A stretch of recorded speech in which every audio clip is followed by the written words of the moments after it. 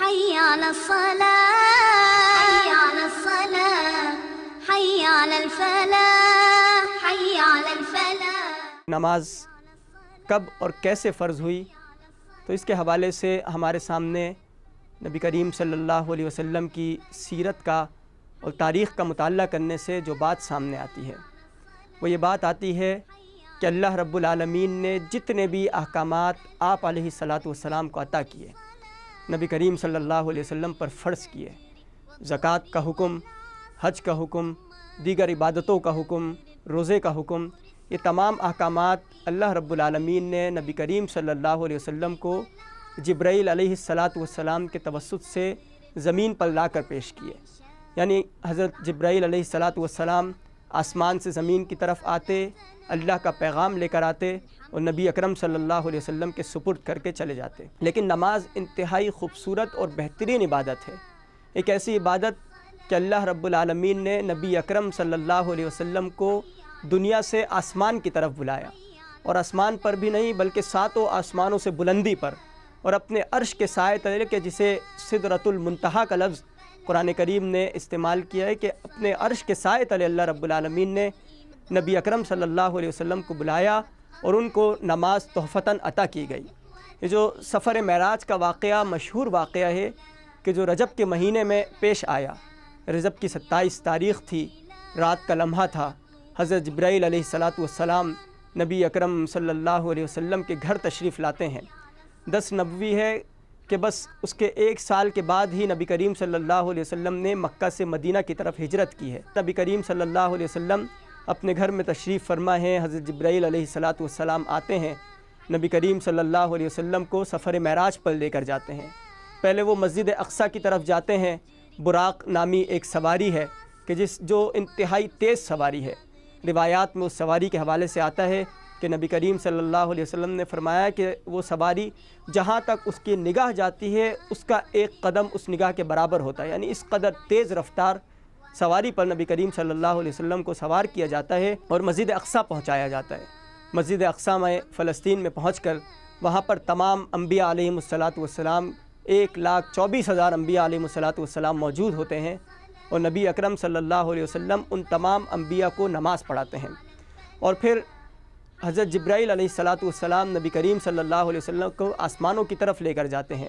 پہلے آسمان پر پہنچتے ہیں، فرشتے خوش آمدید کہتے ہیں، پوچھتے ہیں کہ کون ہے؟ جواب ملتا ہے کہ اللہ رب العالمین کا محبوب ترین بندہ آ رہا ہے۔ فرشتے خوش آمدید کہتے ہیں۔ پہلے آسمان پر ایک نبی سے ملاقات، دوسرے آسمان پر دوسرے سے، تیسرے آسمان پر تیسرے سے،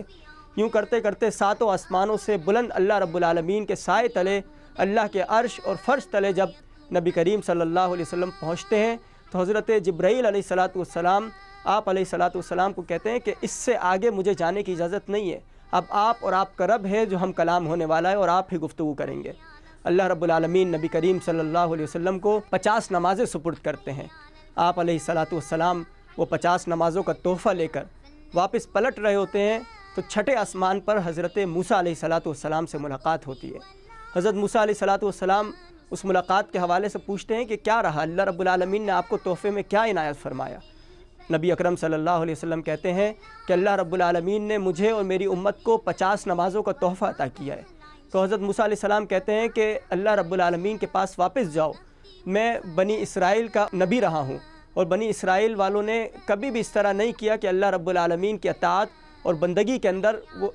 استقامت اختیار کی ہو۔ یہ لوگ ان 50 نمازوں کا اہتمام نہیں کر پائیں گے، آپ اللہ رب العالمین کے پاس واپس جائیں اور اللہ سے یہ مطالبہ کریں کہ اس کے اندر کمی کی جائے۔ تو نبی اکرم صلی اللہ علیہ وسلم اللہ کے پاس جاتے ہیں، اللہ رب العالمین 5 نمازیں کم کر دیتے ہیں اور 45 نمازیں باقی رہ جاتی ہیں۔ وہ پھر واپس پلٹتے ہیں، حضرت موسیٰ علیہ السلام سے پھر ملاقات ہوتی ہے، دوبارہ سے انہی باتوں کو دہرایا جاتا ہے کہ اور بھی عبادت کے اندر کمی لائی جائے، اور بھی نمازوں کی تعداد کے اندر کمی لائی جائے، آپ کے امتی ان تعداد کو پورا نہیں کر پائیں گے۔ نبی اکرم صلی اللہ علیہ وسلم دوبارہ سے اللہ رب العالمین کے پاس حاضر ہوتے ہیں، یوں کرتے کرتے 5 نمازیں کم ہوتے ہوتے صرف 5 نمازیں رہ جاتی ہیں، یعنی ابتدا میں جو 50 نمازیں فرض کی گئیں اور پھر 5 نمازیں رہ جانا۔ حضرت موسیٰ علیہ الصلاۃ والسلام کے پاس اللہ رب العالمین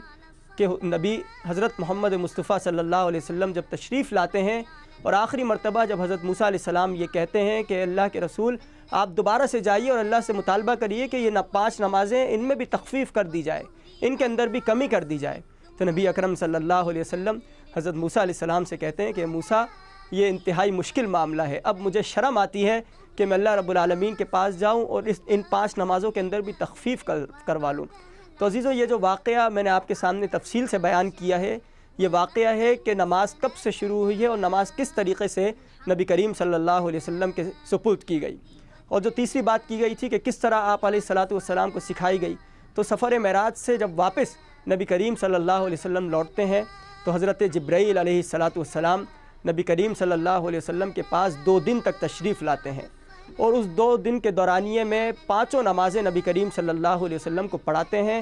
اور اس نماز کو پڑھاتے ہوئے وہ نبی کریم صلی اللہ علیہ وسلم سے کہہ رہے ہوتے ہیں کہ نماز کے اوقات یہ ہیں، نماز کی تعداد یہ ہے، نماز کا طریقہ کار یہ ہے۔ یعنی حضرت جبرائیل علیہ الصلاۃ والسلام 2 دن کے دورانیے میں نبی کریم صلی اللہ علیہ وسلم کو وہ جو 5 نمازیں سکھاتے ہیں، ان 5 نمازوں کا مکمل طریقہ، مکمل اوقات کار، مکمل اسوا کہ کس طریقے سے نماز کا اہتمام کیا جائے، یہ تمام باتیں سکھاتے ہیں۔ تو عزیزو، جو پوری گفتگو کی گئی ہے، اس گفتگو کا خلاصہ یہ ہے کہ نماز سفر معراج کے موقع پر نبی کریم صلی اللہ علیہ وسلم پر فرض کی گئی، اور ابتدا میں 50 نمازیں فرض کی گئیں، اور پھر وہ کم ہوتے ہوتے 5 نمازیں رہ گئیں، اور اللہ رب العالمین نے ان 5 نمازوں کے بارے میں فرمایا کہ 50 نمازوں کا جو ثواب ہے اتنا ہی ان 5 نمازوں کے کا ثواب ملے گا، یعنی اس ثواب کے اندر کوئی تخفیف اور کوئی کمی نہیں کی جائے گی۔ اور ان کی رکعتوں کو اور ان کی دیگر چیزوں کو حضرت جبرائیل علیہ الصلاۃ والسلام نے مسلسل 2 دن آ کر نبی کریم صلی اللہ علیہ وسلم کو سکھایا۔ اللہ رب العالمین سے دعا ہے کہ وہ ہمیں نماز کا پابند بنائے۔ وآخر دعوانا ان الحمد للہ رب العالمین۔ بالحمد والثناء